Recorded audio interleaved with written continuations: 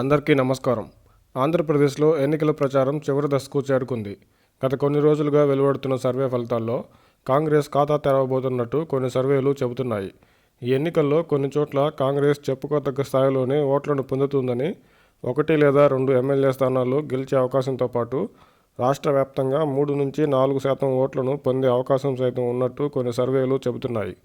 విభజన తర్వాత ఆంధ్రప్రదేశ్లో ఇక లేదు అనుకున్న కాంగ్రెస్ అనూహ్యంగా ఆంధ్రప్రదేశ్లో కాంగ్రెస్ ఖాతా తెరిచే స్థాయికి రావడం అంటే ఖచ్చితంగా అది షర్మిల గారి కృషి అనే చెప్పొచ్చు. అందుకే ఏపీలో కాంగ్రెస్కి ప్రాణం పోసింది నాయకురాలు షర్మిల గారే.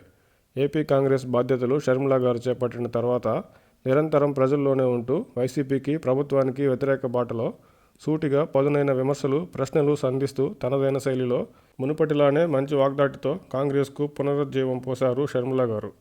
జగన్ గారికి అండగా మొదలైన షర్మిల గారి రాజకీయ ప్రస్థానం అనేక నాటకీయ పరిణామాల నేపథ్యంలో తెలంగాణకు వెళ్ళి తిరిగి ఆంధ్రప్రదేశ్ వైపు మళ్ళీ చివరికి జగన్ గారికి వ్యతిరేకంగా రాజకీయ పోరాటం చేస్తున్న షర్మిల గారు తెలుగు రాష్ట్రాల్లో, ముఖ్యంగా ఆంధ్రప్రదేశ్లో తనకంటూ ప్రత్యేకమైన రాజకీయ గుర్తింపును తానే స్వయంగా సాధించుకున్నారని చెప్పొచ్చు.